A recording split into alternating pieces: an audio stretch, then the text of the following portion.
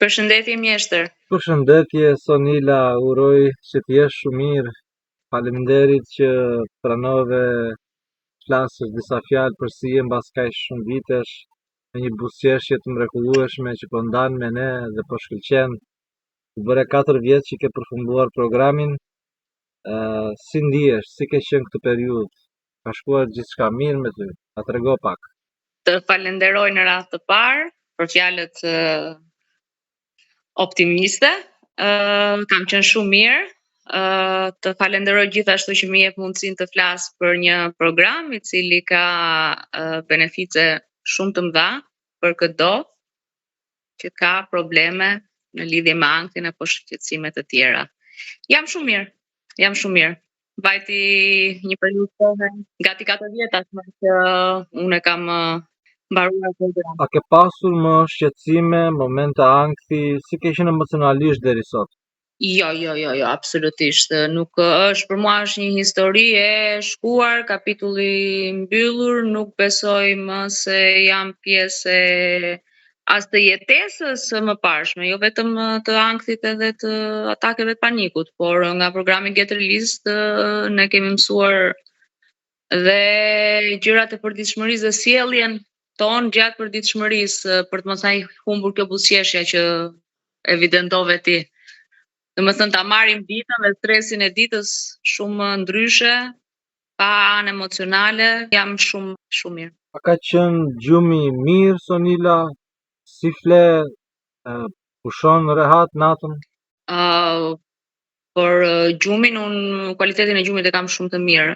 Përveç kualitetit kam dhe oraret e gjumit shumë të disiplinuara. Jo, nuk kam probleme me gjumin. Si duket edhe ndërgjegja më pastruar, e fle shumë mirë. Ti si avokate lodhesh gjatë ditës, ke angazhime, ke familje. Si është përditshmëria jote? Si je emocionalisht? Si përballon energjetikisht pasi dita na lodh, ka ato vështirësitë e veta, është e pashmangshme. Si a të rëndon stresi, a menaxhon kollaj? Si është cilësia e jetës tani? Shiko, sigurisht, për përditshmëria ka lodhje fizike, ka lodhje mendore. Ajo që mua më ka bërë një gjë shumë të mirë është pikërisht ajo lodhja emocionale, atë që kam mësuar të mos ta bëj më dhe të veproj shumë energjetikisht, shumë më fuqishëm dhe shumë më eficiente në pjesën tjetër të ditës. Pra stresi është lehtësisht i përballueshëm më lehtë kur ngarkesa e stresit gjatë ditës apo lodhja fizike menaxhohet në mënyrën e dur, ashtu siç kemi thënë gjatë programit, kur nuk i përfshim emocionalisht brenda, kur veprojmë rrafshin logjik të gjërave, bëhet një ndimes shumë e lartë pasi nuk lodhet dhe gjykimi jot është shumë më i drejtë, shumë më i pa i ngatëruar me anën emocionale dhe veprojmë shumë okay. Jo, sigurisht cilësia e jetës rritet. Nga eksperienca me shumë njerëz edhe me ty, si je tani me ushqyerjen? Si është oreksi jot? Se zakonisht pësojnë disbalanca. Gjatë kohës që unë vuaja nga ankthi, domethënë një nga beneficet nuk më zuri kështu që dëgjohet nga stresi, mua më mbyllej stomaku për 48 orë, mua ndodhi kundërta. Kishte benefice edhe ajo. Por që jo, kam domethënë çdo simptome asaj kohe tek unë nuk evidentohet më. Kam një ushqyerje të rregullt, tani unë merrem edhe me aktivitet fizik përtej praktikave që bëjmë nga programi, që kështu kam dhe një ushqyerje të mirë. Ha me oreks tani. Si ke qenë tani këtë periudhë? Ke pas në një moment atak paniku apo në një situatë të tillë që Absolutisht jo. Ataket e panikut nuk janë evidentuar. Po. Fantastike. E si ka qenë pjesa e mendimeve negative, frikrat, a ndjen ditën më pozitive tani? Je më i qetë, i zgjidh gjërat më kollaj, më shpejt? Mendimet negative unë i ndaj në formën, domethënë, nuk është se kam më mendime negative, nuk i qasem më jetës negativisht. Unë kam vuajtur shumë, ti e di që siklet pjesa më problematike ime ishte mendimet negative të ndërthurura nga frikrat. Pra frika për gjërat mua ma thellonte më shumë anktin apo problematikën time. Tani kam mposhtur frikën, domethënë nuk jetoj më me frikën se mund të ndodhi diçka e keqe, një sëmundje, një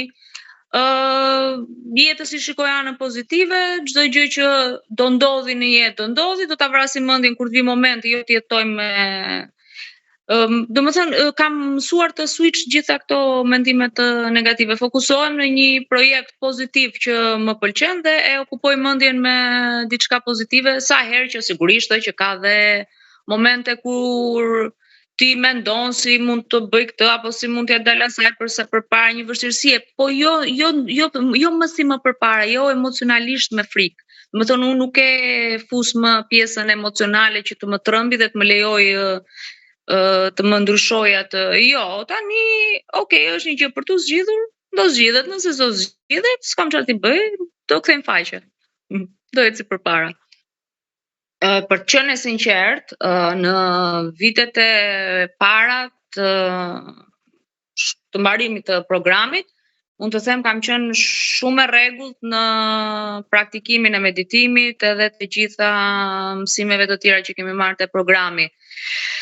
Kohët e fundit, kjo është nuk është në sensin e justifikimit, se nuk justifikohet, ashtu siç I kemi gjetur gjithmonë ato minutat përpara, por thjesht do them atë që realiteti është, nuk ka patur dhe ditë që nuk kam bërë rregullisht pjesën e meditimit. Zbatimi I rregullave që neve kemi mësuar, mua tani më vjen automatike, mua nuk më, domethënë trurin, u mësua ta edukoj trurin kështu, nuk kam nevojë më ta mendoj si një, domethënë të kujtohem për mësimin që kam bërë. Në këtë periudhë 4 vjeçare mua më janë bërë gjërat rutinë, tani vjen problemi e largoj në këtë formë. Kurse meditimin mund të them më mjeshtër, më vjen shumë keq që më ndodh dhe ti nuk e ke iden se sa mua më mungon dita kur